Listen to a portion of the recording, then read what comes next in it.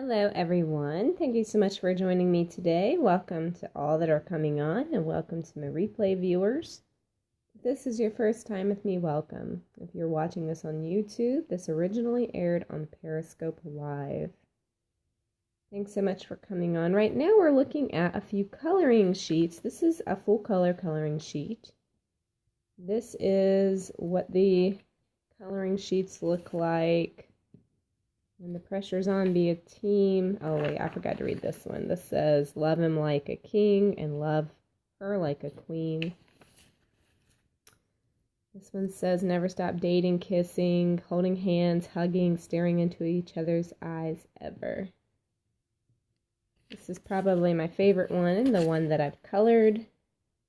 Marriage is founded on love, looks forward in hope, and pursues the adventure.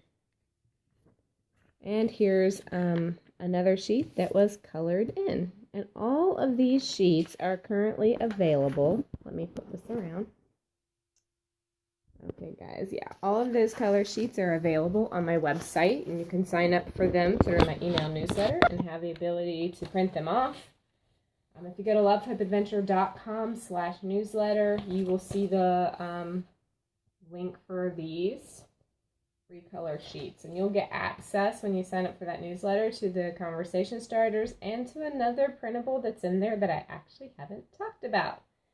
So guys, yeah, if you want that, I just wanted to give you a quick reminder that they are live on the site and you can get access to them. So if this is your first time with me, welcome. My name is Keely, and I am the owner of lovehopeadventure.com. I blog about the marriage relationship, intimacy in marriage, and how you can go deeper in your relationship with your spouse. So thanks so much for joining me today. So I have kind of a difficult question that I want to ask you. Does your spouse feel bad about asking you for sex?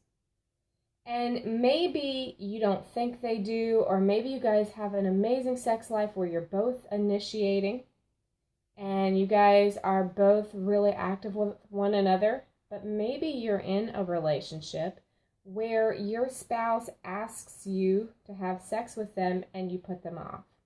You either say outright, no, I don't want to do that, or maybe you are, I don't know, maybe just kind of trying to avoid it. So you work really hard during the day and you're trying to avoid sex. Whether you're coming right out and saying no or not, you're just kind of letting your spouse know, hey, I'm not wanting to do this. And it's okay to have times in your week where you occasionally be like, yeah, I'm just too tired for sex. And if my spouse approached me tonight, I'm just too tired, or I'm just too sick. And that's okay, sometimes, to feel really exhausted and not be able to put yourself out there. But there becomes a problem when you are constantly saying no to sex. It's a problem when there goes days and days and days and days and you're not having sex. And I know some people might think, well, my spouse hasn't approached me in a while, so probably they're not in the mood. That might not be the case.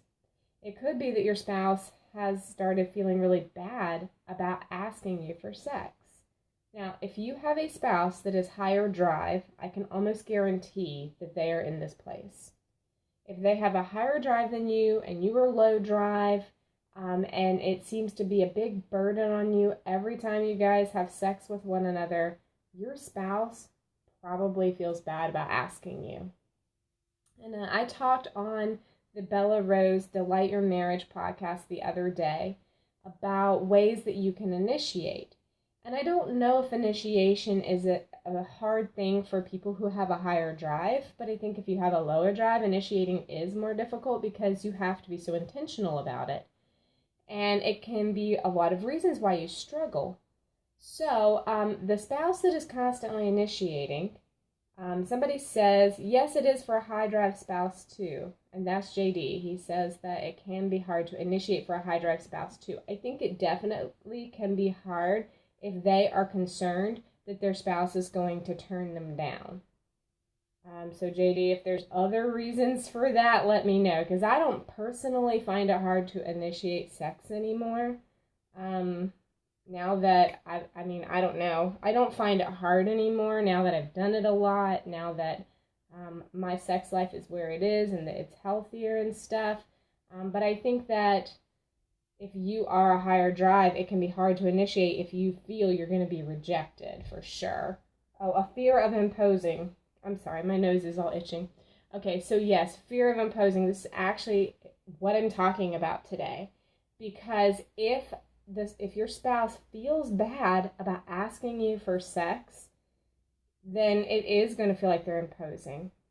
And so I was talking about this on the podcast the other day, that I know that what can happen is that a higher drive spouse feels guilty about having sex with the lower drive spouse because it's so hard to get them to agree, that they feel like they gotta hurry up and rush through it and get it done.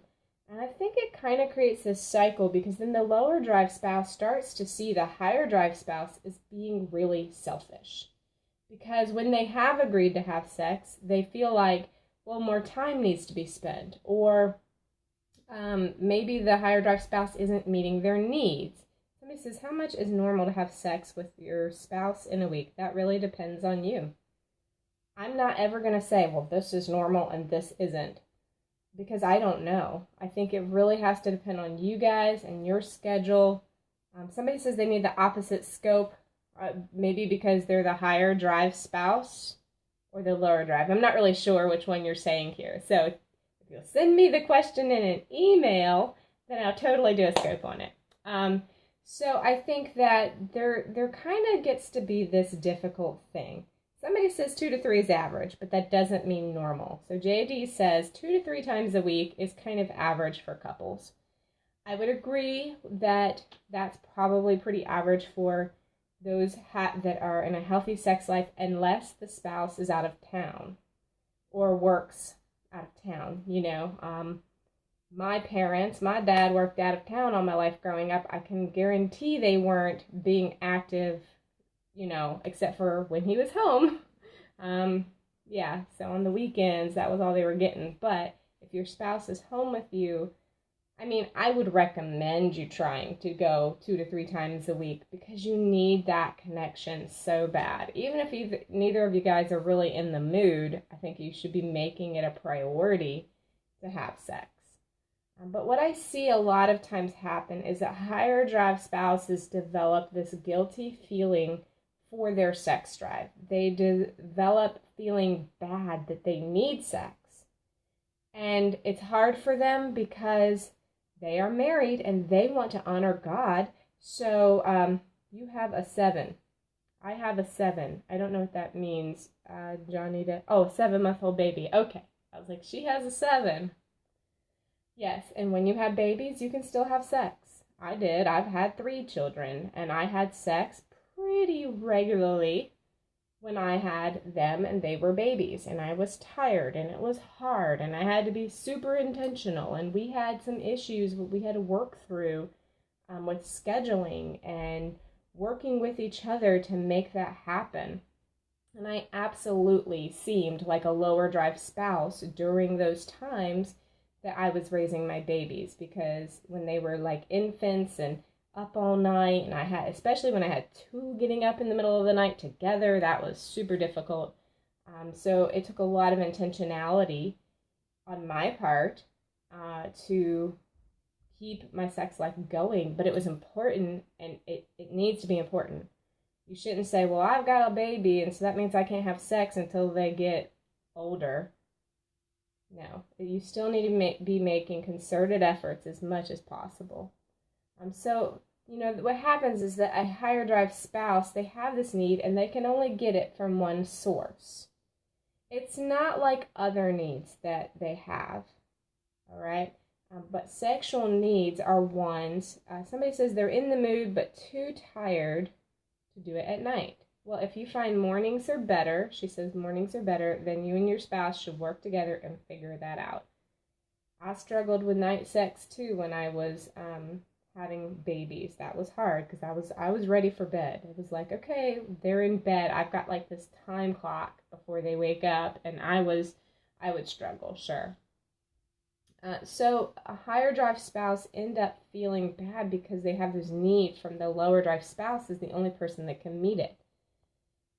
Guys, you want that. You want your spouse to only be meeting their sexual needs through you. And if you are the lower drive spouse or the one that seems to be saying no more, whether you have a lower drive or not, whether you're the one that seems to be saying no more, you got to recognize your spouse can only get that need met through you, or should only get that need met through you. And so you got to work with them and figure it out. How is it that you can meet your spouse's needs? And so the higher drive spouse does feel really bad and guilty for having that need. And when they just cannot push that need off any longer, they come to the lower drive spouse knowing they may or may not get rejected. And then when they do get accepted for having sex, they feel like they gotta hurry up and get it done. Because if they don't, their spouse is going to feel annoyed by the sex. So you really got to ask yourself, and I suggest you ask your spouse, do you feel bad coming to me and asking me for sex? Do I make you feel bad or feel ashamed of your sex drive? Because I've read commenters say that they have just asked God to take away their sexual desires. And it would be just as silly for me to go to God and ask him to stop making me so dang hungry all the time. Because sex is a real need. And it's a real need in marriage too. I truly believe that that marriages need that intimacy. They need that connection time. The two people need to come together and be bonded in that way. So if you are a lower drive spouse or you are the spouse that has the scheduling issues, then it's really kind of up to you to figure out how you're going to initiate more and how you're going to take that burden off of your spouse. I think that both parties need to initiate because it's healthy. It would be just as rude and off-putting if you were very talkative and you always had to initiate conversation with your spouse and then your spouse was often cutting you off. Wouldn't that be bad for your relationship? If your spouse never initiated conversations with you and often shut down conversations that you initiated, wouldn't that mess up your relationship? It's the same way with sex. If one party is doing all of the initiating, they can really get the idea that it's a one-sided relationship because it truly is. And then they can feel like the person who's constantly shutting them down doesn't really want this relationship. So it's very important that both of you guys are initiating and you're working together to get through those scheduling issues. So it's kind of like when you're hungry. I mean, have you ever been starving but your spouse wasn't? Oh, this happens all the time around here. All the time around here.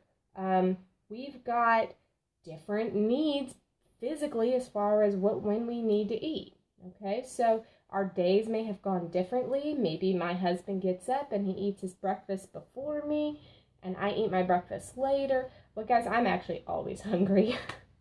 I mean, it don't even matter. If I ate breakfast at 10, 12:30, I'm like, are you coming home for lunch? Because I'm going to have to eat without you if you don't. Okay, so I'm always hungry. I'm like the one. But my husband and I work really hard to schedule ourselves so that we are hungry at the same time. Or at the very least, we are hungry enough so that we can eat with the other person.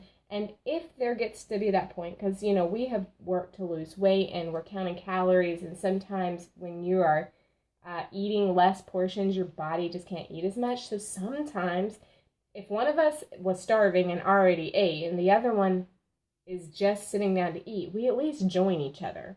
So in that scenario, we've worked together to partake in meals with one another at varying levels. Whether we're both eating at the same time because we're starving, or whether we're both eating and one of us wasn't as hungry but we could eat and we knew the other one was really hungry, or where there were times when one of us was just eating and the other one was just there being present. And that's how it is with your sex. You guys need to figure out a schedule so you guys can get on schedule with one another and have sex, it's okay if every time you have sex you're not like raring to go. It's okay if there are times when your spouse just really needs sex with you and you're full and you're just being present with them and being there with them. Okay? And it's okay. It shouldn't be like that every time. But then there needs to be times when you're both really excited to have sex and you're both raring to go and you're both ready. And then there will be times when one of you just really has this need and the other one's like, yeah, I could do that. All right, that's kind of how sex, can go. And you need all of that. All right, so you need that variety is going to happen. So if you have the higher drive spouse and you're maybe the lower drive, you need to initiate. You need to make that happen. If maybe you aren't really a lower drive spouse, but you struggle with scheduling, like, so for example, one of the things my husband and I struggled with is that he is a late night person. And particularly when we had children that were babies and I was getting up at night with them, I could not go to bed late and then have sex late at night. And this was a problem for us. So I had to work really hard because the problem was on my end. I had a really big problem with when the initiating was happening. So I took it on myself to initiate more so that I could have sex when it was better for me. Because I was the one that was putting it off to the next day more often than not. I had to do that. I had to say, okay, what is it that is going to be best for me to have sex? All right, when is going to be the best time for me? Because, my spouse is always ready to go, but maybe I'm not. So what am I going to do to initiate more? How am I going to take that burden off of my spouse so they don't feel like they are intruding on their time with me?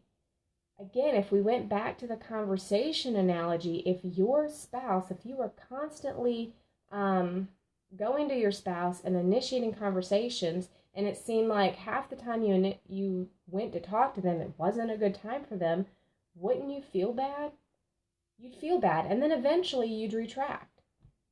The problem wouldn't be solved, it would still be there, but you would have given up. And if, you might be at a place right now where your spouse has given up on initiating because they just can't take that rejection anymore. Or maybe they are still at that point where they just feel super guilty for asking and they're trying to hurry up and get it done so they can get out of your way. Or maybe you're early enough in your marriage and you're just starting to see some of that and you need to head it off at the pass. No matter where you are, though, you can recover from it. It's going to take a lot of intentionality on both your parts, though, and a lot of conversation. Have conversations. So ask your spouse, do you feel bad asking for sex from me? Then tell your spouse what you need so that the time can work better for you. Figure out within yourself what you need to do for initiating. I think this is very important that you figure that out, guys. So don't think that if your spouse isn't saying anything that everything's okay. Because aren't there things that happen that you aren't okay with, but you don't share it? And you kind of just need your spouse to say, hey, what's wrong? And come to you and initiate that so you can share. Do that for your spouse with your sex life. So guys, if you want to see what else I've been blogging about, go to lovehopeadventure.com and you can check me out over there. And be sure to sign up for my newsletter. You can get one newsletter gives you the color sheets and the conversation starters. The other one is access to my full bedroom game library, and I've recently added 2 bedroom games to that. So thanks for joining me, and I look forward to seeing you guys on Monday.